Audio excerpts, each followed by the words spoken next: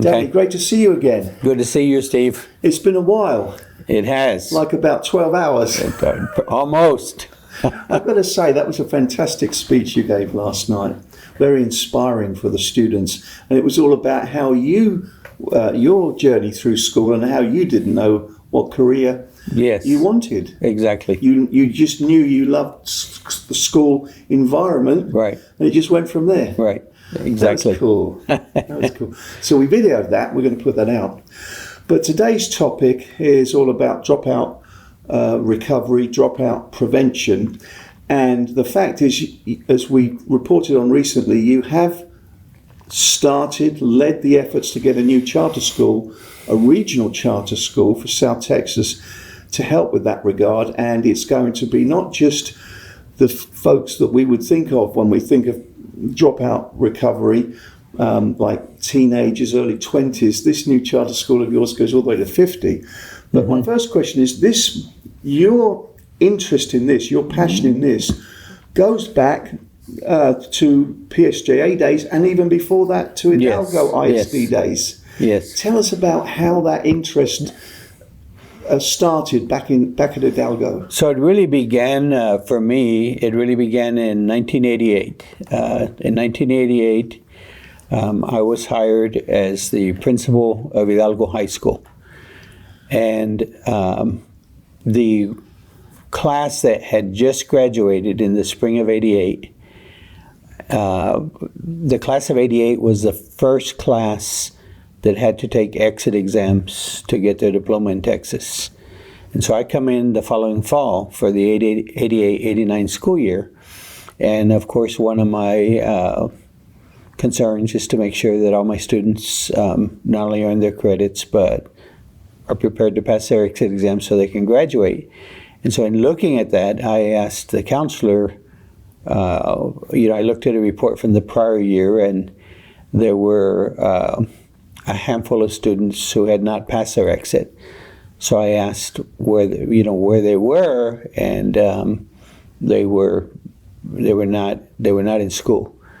So what I did is we had set up tutoring classes for the seniors of 88, 89 that had not yet passed their exit exams. I think if I remember right, back then they would start taking the exit exam. I don't remember their sophomore, junior year.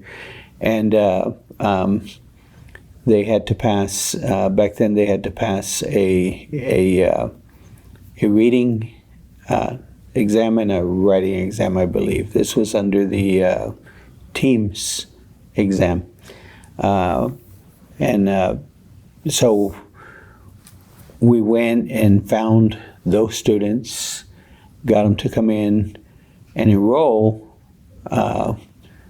to enroll for half a day and take classes to prepare for their exit exam and attend tutoring. And so we were able, I don't remember the exact number now, but it was, 4 to 5 students, I believe. It wasn't very many, but we were able to get every one of them to pass their exam. So I was real happy because we had made the class of 88 basically 100% complete on their exit exam. So I kind of started setting a goal from that point forward that we wouldn't lose any students. And we did pretty good at it. Most years we were able to get, not to say again that we didn't lose any students in the freshman, sophomore year. We would lose a few. We'd work real hard to bring them back. But on our senior classes, I worked really, really hard that everybody that got to that senior year, if they didn't graduate on time, I'd bring them back for the next year and keep working with them. And so I'd personally make a home visit if needed or whatever to bring them back. Later, I became superintendent of Hidalgo. I became superintendent of Hidalgo in 1999. And somewhere, I want to say around 2005, the state really made dropout rates a priority and made it actually, I think for the first time, the state started using that as a measurement in part of the accountability system. And I you know, so I assigned a team member the responsibility for making sure that we stayed on top of all dropouts, no matter what grade level, and got them back in school and didn't have any dropouts. And so we called the initiative Countdown to Zero, with the idea that there would be 0 dropouts. Now, Hidalgo was not too large of a system. When I say small or large, it's relative, because in Texas, there's a lot smaller than Hidalgo. There's a lot of districts. There's hundreds of districts smaller than Hidalgo. But the graduating classes at the time were, the classes per grade level were a little bit under, right under about 200 students per grade level. And we had been doing pretty good work, so we actually had very few dropouts. But I was determined that, can we get it to 0? So I assigned an individual the responsibility that every missing student that didn't enroll in school the following year, go find them and get them to enroll. And so that was pretty successful.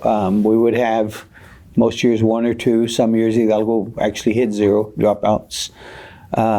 In 2007, I moved to PSJA as superintendent. Go ahead. Yeah, before you talk about PSJA, because Hidalgo was the first, did you, by any chance, ever hear from those students that what you did, the emphasis you placed on that, in pulling them back in and getting their high school diploma, that was a career trajectory changing situation for them? Yes, that's one of the most rewarding things in this business. And so I have run into some of those students, over the years, here and there, and students that have come up and thanked me, or even stopped in to see me and said basically like you made a big difference in my life. And actually, one who I can give you his name later if I get his permission, and you can maybe talk to him.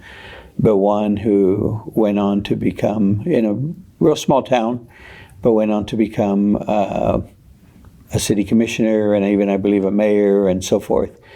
And it just so happened that many years later, I happened to have been invited by the president of UTRGV to be on stage for a graduation ceremony. And so I was on stage, and here comes this young man getting his bachelor's degree. So he's getting his bachelor's degree probably some 20 to 25 years after he was my high school student. I was his high school principal. And he was just blown away that, sometimes is it chance, is it God, and that I was there. But every time he sees me, he's been a school board member. He sees me at different events. He'll introduce me to people and say, and thank me in front of them for.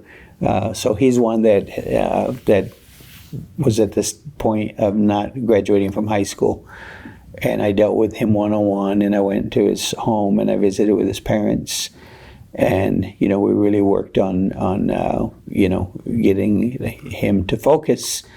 And it worked, and so he's had a good career in law enforcement, like I said, and he's had leadership positions in community and everything. So that's just one example. There've been others, but anyway, yeah. So and then you get to PSJA. It's a bigger issue because it's a bigger school district. Yeah. So, and the program you put in place there, you win national awards, national recognition. Yes. So I got to PSJA in 1999, and really, PSJA had a huge dropout problem, and it was really not on the radar in terms of there internally. In fact, I had an administrator there at central office that came to me in my first few weeks on the job. And I was looking at a lot of the different issues that PSJ had at the time, struggling with student performance, all the high schools were failing AYP, adequate yearly progress under the Bush administration. A lot of issues with gangs and different things like that. So just a lot of problems. And so I was zeroing in on those, and an administrator at central office that worked in student services came to see me and said, "Dr. King, I don't know if anybody's brought this to your attention yet." And so she brought the dropout situation to my attention. So I asked for a list of all the students who had been recorded as dropouts the prior year, and they were about 500, and the percentage rate was more than double the state average, and the on-time graduation rate was only 62% of the high school students that entered as freshmen graduated within 4 years, and of course a lot of the ones that didn't graduate in 4 years dropped out. And so I looked at, who I wanted, like a portrait of these students that are dropping out, or what do they look like? Is there what do they have in common or not? And so it wasn't surprising to me that about roughly 40% of the students that dropped out were students that never got past the freshman year. They repeated courses, they never became a sophomore. They might have stayed a freshman 2 years, 3 years, and then gave up. What did surprise me was that almost an equal number, about 40%, had made it all the way to their senior year and had never graduated and never came back and finished. And so to me, I felt, that's a huge social problem. And I felt when you have those kind of numbers, it's not the students, it's the system. We've got to really look at how we're doing things. And so there were 237 seniors from, kind of like when I went to Hidalgo as high school principal, I zeroed on the prior year's graduating class. I could have just started from then on and not said that's the last guy's problem. But it's not. It's the system's problem, and it's the students, and they're going to suffer, and the community is going to pay the price as well. All of us are. And so the same thing when I got to PSJA, and like I said, so I asked how many seniors from last year didn't graduate. So I got the list. It was 237 students. And so I got a team together. This was still summer. I had just been on the job a few weeks. And I got a team together, and I said, I want you to go make home visits on all of these 237 seniors that didn't graduate, and see if they would come back to school if we set something up for them. And so they went. They spent a number of days going out to all the homes. So then they came back and reported to me that pretty much all the students were saying yes, that they would come back. And then so then I set up a meeting in an auditorium at PSJ High, and I asked them to invite those students and their parents to that meeting. And quite a few of them came, and so we had a little discussion, and basically I committed to them that we were going to do something to ensure that they got the support they needed so that they could pass their courses, earn their credits, and prepare properly for the exit exams. And I'll take the story from there. And at that point, you picked up the phone, called STC, and said, "Madam President, you're going to go into partnership with us next week, and you're going to help the students get some trade certificates." Yeah, so that's very, very. That's very, very close. And in all honesty, initially I didn't know what I was going to do. Right. And I saw the numbers. So first of all, at the time, PSJ was growing fast and it was overcrowded. And so the high schools were bursting at the seams. There were 3 high schools at the time. They didn't have Southwest yet. 3 large high schools. They all had well over 2,000 students, and especially PSJ High and PSJ North were running at about 2,400, 2,600 students, lots of portable buildings and so forth. And then they had all these other issues. The high schools were all failing AYPE. They had gang problems. And so when I got all this response, then my next thought was, if I bring those kind of numbers back and I put them in the high schools, it's not going to work out very well. We've got a lot of work to do to get the high schools to meet the needs of their current students, and if I bring these back. So I decided with that numbers, I said with that numbers, we can just set up a separate high school. And so that's when I kind of decided to set up a separate high school. Didn't know where we were going to put it, because the whole district was overcrowded.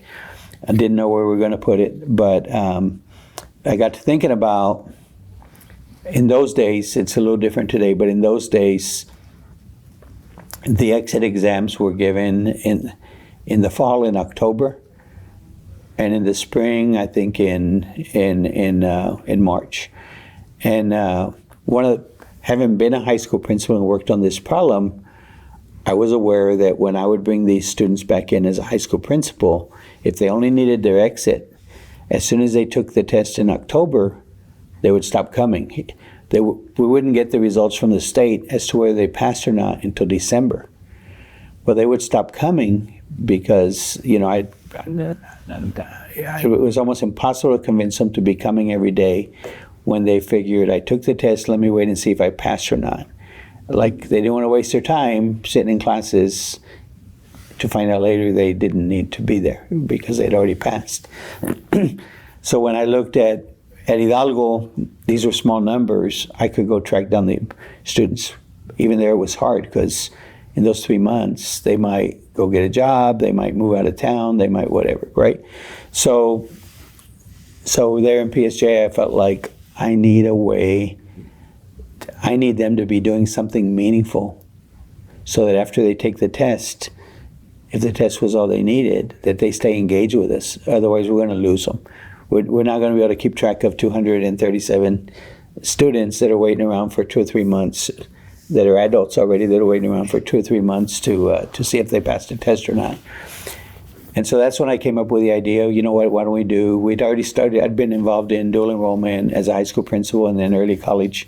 There in Hidalgo, we started the first early college high school in South Texas and the first early college for all in the nation. And so I was already had experience in working on dual enrollment for all types of students. And so I thought, why not do dual enrollment for these students and get them involved where they're working on getting certifications, so that and maybe even start working towards an associate degree or whatever. So that's when I called Dr. Reed, and I explained the concept with her, and I met with her.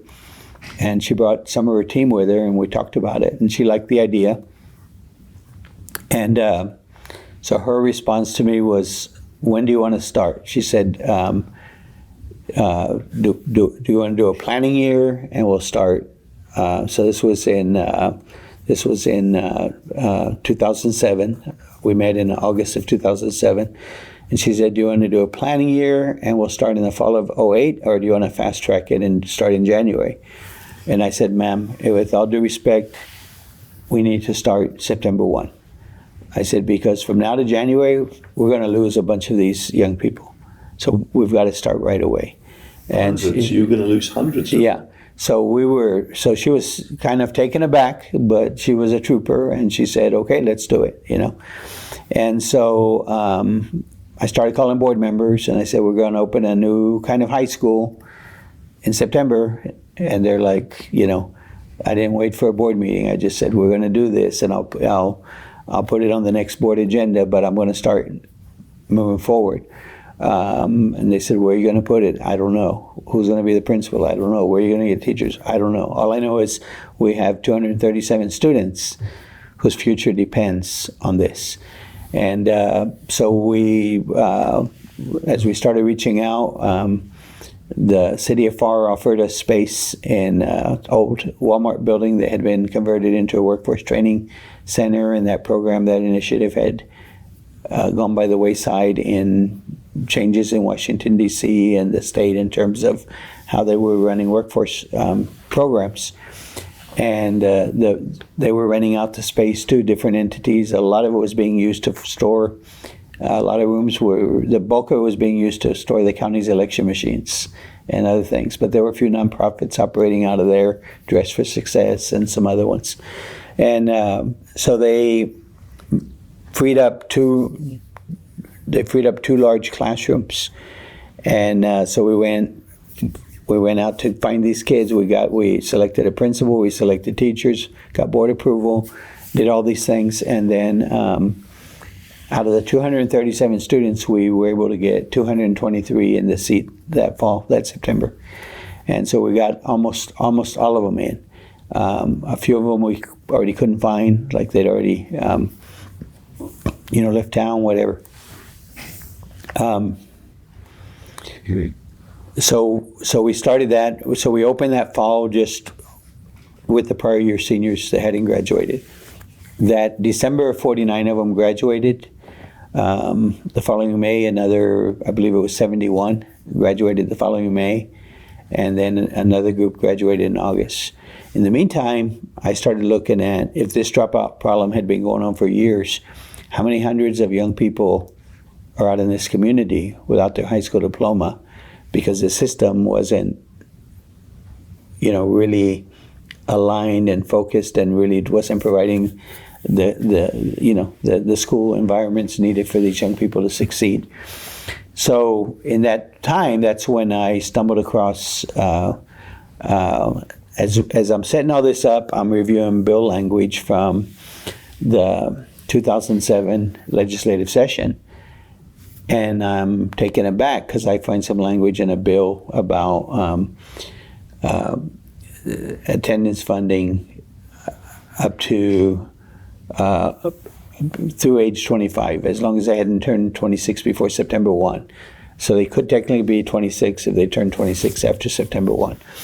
And so I saw that language, and I saw some other bills that had flexible attendance accounting and flexible calendar. And so I actually called Lynn Moak, who was guru of school finance, and I said, Lynn, I'm reading this. I said, tell me about this. He says, Danny, I didn't know about that. It wasn't something that was debated in the committees or anything. It was just inserted in bills, in different bills that were being passed through with minimal to no discussion. So anyway, I said, okay, can I do this? And he said, well, let me call TA. I'm not sure he called it TA. I'm thinking it was School Finance Division or something, but he calls me back and he says, Danny, he says, they didn't know about it either. He says, but they said it looks like you can do what you're saying you want to do. So then I committed that January we were going to start going after the previous classes of 06, 05, 04, 03, dropouts from those classes, as long as they hadn't turned 26 by September 1. And so we did. So we went out and we wound up with over 300 students in the school, and I think 340 some. And so in the meantime, which I think I've got out of sequence, while we were setting up this school for seniors, which we called it College Career and Technology Academy, because we looked at, what do we want to focus on? We want these students we want them to have the opportunity to go to college if they want to. We want them to be career ready, and we want them to be technologically astute because of the kind of world we're moving into. So whether that's the latest welding technology, whether that's computers, IT, whatever. And so we named it the College Career and Technology Academy. At the same time, that fall, we started the first, in the fall of 2007, in September, we started the first PSJA Countdown to Zero initiative, which continues to this day. And what we did is we got literally hundreds of volunteers from our teaching staff, from the community, city commissioners, mayors, police chief, all kinds of citizens got involved. And what we did is we got lists of hundreds of students that were missing from our roster the first week of school. and we'd divide up the work, and different teams would go visit all the different houses. And so we do that through the entire month of September, sometimes visiting the same student 4 or 5 times to convince them to enroll. So if they were younger, well, we got them back in the junior high, the middle school, or the high school that they belonged in, and all that. If they were older and had already been in high school at least 4 years and had been in their 5th, 6th year, whatever, then we moved them to this College Career and Technology Academy. So we did that over the 12 years that I was there, and like you said, it got a lot of attention locally and nationally. We put billboards in the community that year that said, "You didn't finish high school, start college today," and it kind of caught people's attention. It caught the media's attention, which the primary point was to catch the young people's attention. But immediately, we opened that in September. As soon as the first media stories went out, the superintendent of Los Fresnos, Gonzalo Salazar, called me. He said, I love that idea. He said, can I come visit? So he came and visited. We showed him the program and how it worked. And they started one, I would say by November, they started one in Los Fresnos. January, La Jolla started one, and it began to spread around the valley. Our program grew, and ultimately it was interesting because I told you they gave us 2 classrooms. We brought in 223 students. We did split shifts. Half would come in the morning, half would come in the afternoon, but still, you're talking about well over 100 students each shift. So the city and other people kind of had empathy. So they started vacating more and more space in the building and giving us additional rooms. Ultimately, I don't remember, within a couple of years, we wound up buying the building from the city. They were very generous in the price that they gave us, but we bought the building. I believe it was for $1.2 million that we bought that building. So it was very, very, very successful. We graduated almost 3,000 students between the ages of 18 and 26 over the 12 years that I was there. And at one point I was keeping count. I don't remember through what year, or I lost track, but at one point I had counted that through the Valley schools. I had started the initiative because I would call the districts and get their counts that kind of throughout the Valley, approximately 5,000 young people got their high school diplomas through the various programs that different districts started up. So we got that rolling. Like you mentioned, in 2008-9 school year, it was an off year for the legislature, and so some of the committees were going around the state and having their public hearings that they have usually in the off year to get an idea of, what are the issues of the state and what are the feedback on bills that they did pass. And the House Education Committee was meeting in McAllen, and the chair was not present. The vice chair was chairing the committee, Scott Hogberg. And so a number of us went there to give testimony about how our work was going and about maybe what help we might need from the legislature. And so in my testimony, I happened to bring this initiative up. And Scott Hogberg was kind of taken aback, and he said, he asked me to see him after the hearing. And I had been, all along when I opened it, I had always had in my mind, like, is this going to be allowed? Is somebody going to say, whoa, if everybody starts doing this, it's going to cost the state a lot of money, right? So anyway, after the hearing, I met with Scott Hogberg, and he said, Dr. King, I'm the one that put that language in those bills. He said, I'm the one that he said, but I wasn't thinking about students coming to school all day, and I wasn't thinking about opening a school with this. He said, I set this up because I visited some high schools in Houston, and some of the principals, as they had tutoring for seniors and so forth that needed to pass their exit exams in the evenings on Saturdays, they were letting older adults from prior classes attend these, and they weren't getting any funding for it. They were just doing it. And so he said, I felt this is a huge statewide issue. There's literally tens of thousands of adults across the state that got to their senior year and never passed their exit exams. He said, I felt this was a statewide issue. And so he said, I wrote this bill, and I put this language here, and in this other bill I put the flexible attendance accounting so that you could take attendance. If an adult came in 1 hour in an evening for tutoring, once they did that 4 times, you could get the school district could get 1 day of funding. And this would help the districts and maybe support to get more districts to offer these tutoring programs. He said, I didn't know you could create a school out of my bill. He said, but I'm glad you did. I'm so glad you did. So subsequently, in the 2009 and 2011 legislative sessions, I was asked to go testify before the House Education Committee.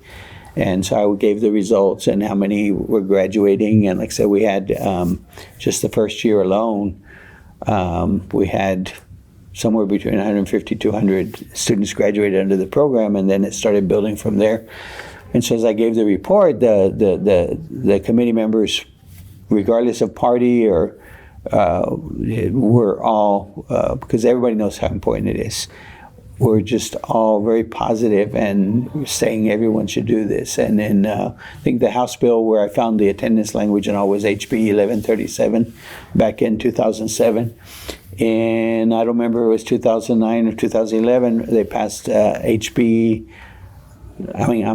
Bill, I forget if it's 975 or 972. I might have I'm an old guy, so my numbers are getting mixed up. That was a long time ago.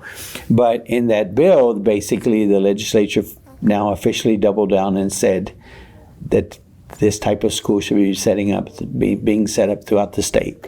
And they encouraged community colleges to engage in partnerships. They even authorized in the bill that community colleges could run it through a partnership with the school district, and could actually be the one running the program. Some years later, I think it was 2015, it might have been 2013, I heard about a bill that passed, and it was some individuals in Austin that got the idea of taking this concept that we started in CCTA and offering it to older adults.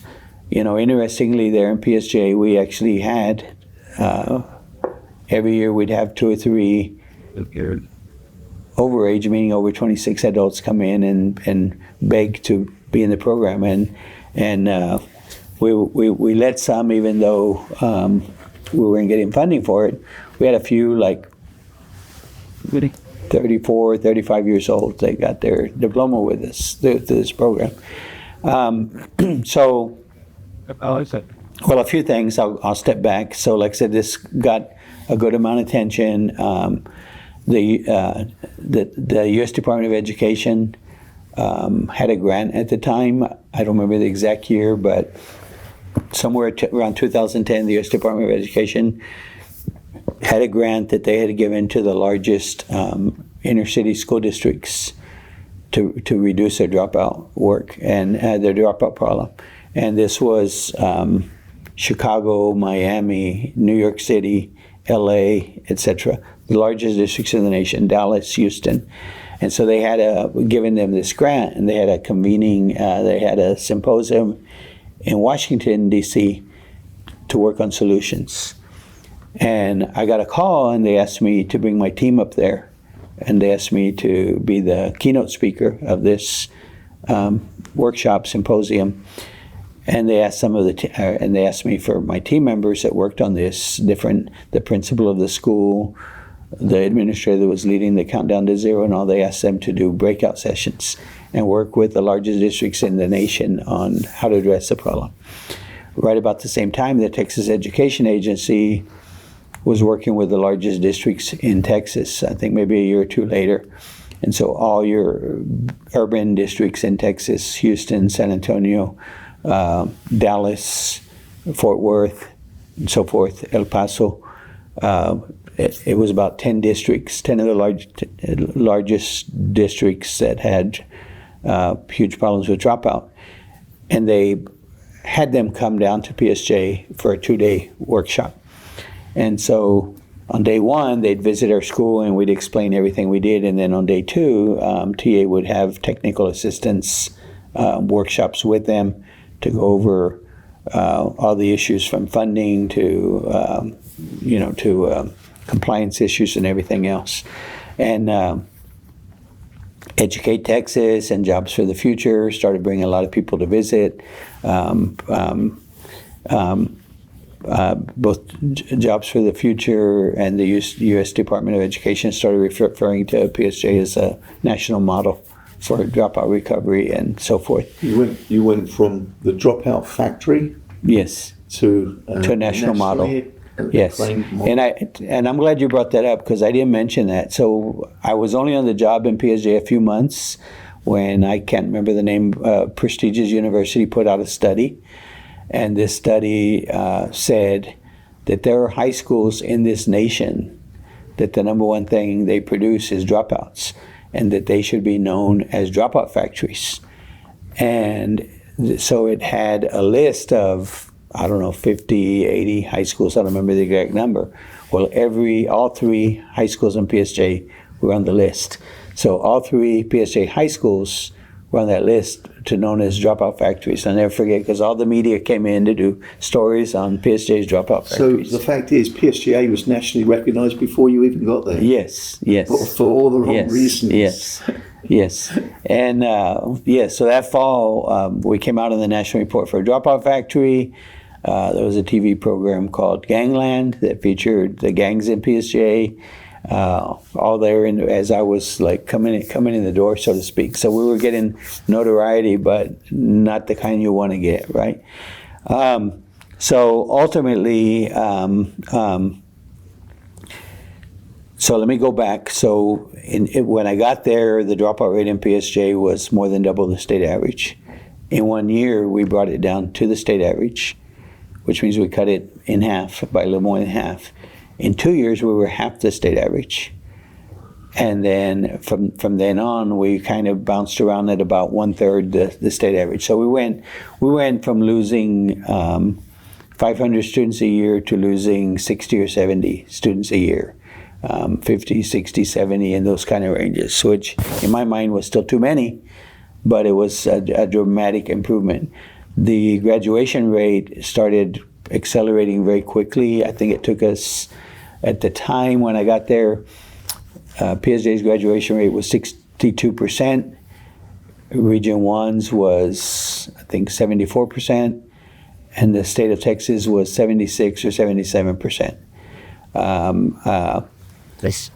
The state was improving every year.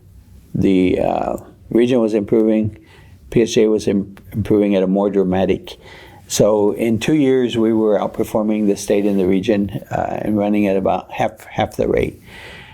One of the things I like, because I would tell my team, when we were at 60, when we were doing way worse, we were a drag on the regional average, and at least a little bit of a drag on this, but certainly a drag on the regional average as a state. So we went from being a drag on the regional average to a lift on the regional average. And so, like I said, then, and we went on, like I said, to get, for that work, we also started scaling early college at the same time. We wound up from those kind of reports to, I don't remember the year right now, maybe 2013 or so. We were featured on PBS NewsHour, lengthy feature over 2 evenings for the turnaround and the success with the dropout problem and the early college work and everything. So we flipped completely around to getting attention for good work. We weren't perfect, but we were working really hard.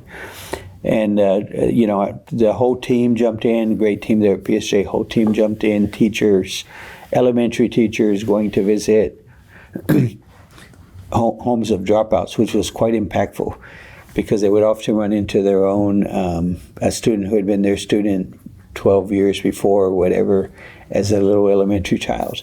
And to see those, in some cases, those 21, 22-year-old adults, crying when they would see their third grade teacher or their first grade teacher, they kind of went back to the day when they really had that connection before they had become jaded or given up or whatever. And so just quite impactful. So I don't remember if it was 2013 or 2015, but I heard about a bill as it was being finalized that some leadership in Austin that had been able to, I think, meet in advance with some key state leadership. And this bill allowed one pilot to take our college career and technology model and implement it for adults up to age 50 instead of stopping at 26, up to age 50. And so the bill passed, and it turned out to be Austin Goodwill that opened up this high school. And I remember thinking at the time, we need to do that because this community has generations of students that never completed, just hit there in PSJ, not to mention the Valley. And but the bill only allowed one pilot. You get to Region 1 and you just can't give up on the thought of dropout prevention and dropout recovery. Right. And you're on a much bigger scale now, huge. Through the Prosperity Task Force, you're a member of that. You learn about the issues across this county of how many people drop out of high school and the economic cost of that. Right. And you come up with an idea. So I came up with two ideas. So the first one we did was when I first got here and saw the impact of the pandemic, how we had gone backwards. A lot of school districts, including PSJ, had shut down their 18 to 26-year-old programs.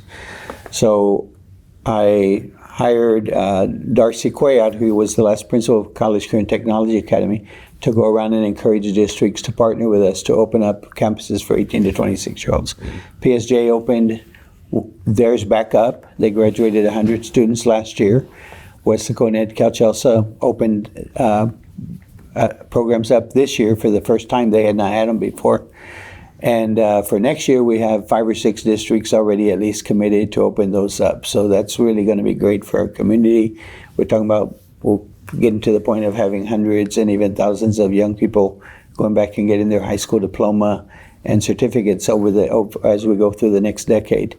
And then I set up a foundation, the PossAble Dream Foundation, and the legislature has now authorized more of these adult high schools up to age 50. They're called Subchapter G charter high schools, but adult high schools up to age 50.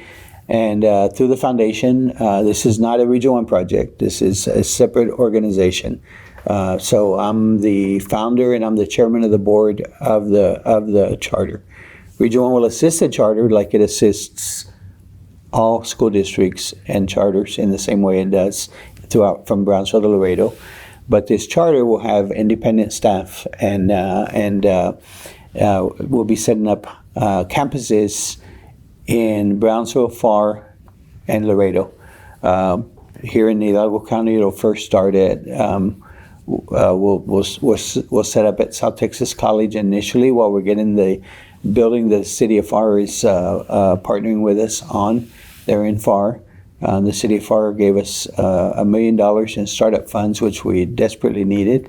We're seeking startup funds in Brownsville and Laredo. It's looking like we're likely to be on the campus of Texas Southmost College and the campus of Laredo College as well. So we're getting a lot of community support. We're getting a lot of calls from adults saying they want to enroll, that they want their high school diploma, they want to get an industry certification, or they want to move on to college, they want to better their lives. So there's a lot of excitement. So We'll be enrolling 300 adults at each site in year one. That's what we're authorized by TA to do. And then we're going to grow to the point where we have an enrollment of 2,000 students across the 3 sites. And so as we move forward over the next few years, we're going to get to the point where we're going to be literally graduating hundreds of adults a year. We're going to be partnering with community colleges and workforce providers and helping them to get industry certificates, get started in college through dual enrollment if that's what they want, help them to better their lives. We're accountable that they get their high school diploma. We're accountable that they get an industry-based certification or engage in higher education. We're accountable that they get employment afterwards or that they improve their employment status and that they have a good living wage. The impact on Deep South Texas, like I said, from Laredo to Brownsville is going to be huge.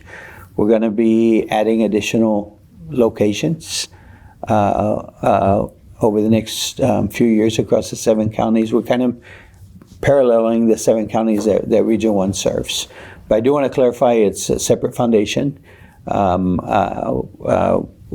got board members such as Julian Alvarez, former workforce commissioner, Aida Coronado, who's the CEO of the DHR Hospital in Brownsville. We're growing the board. We've got a couple former educators on the board. And I'm really excited because this work, like I said, it's been a passion of mine since at least 1988. And being able to see it take off and grow like this is tremendous. Well, thank you so much, Danny, for explaining that. I know we've not got a lot of time to discuss this new charter school, but we can revisit this another time with you. Okay. It seems a shame that you're basically you're the safety net. The charter school is the safety net when the students should have been graduating from school in the first place. Yeah. But it is what it is. Well, life happens. It's not just the schools. Many times these young people have big challenges in their life. Sometimes it's traumatic things that happen, a parent dying, a young person having to work to support their family. The students may have run into issues with the criminal justice system, or they might have gotten involved in drugs. So there's a whole array of issues that might be interfering. So at this point, it's more like, we take them from where they are and support them in getting where they want to go.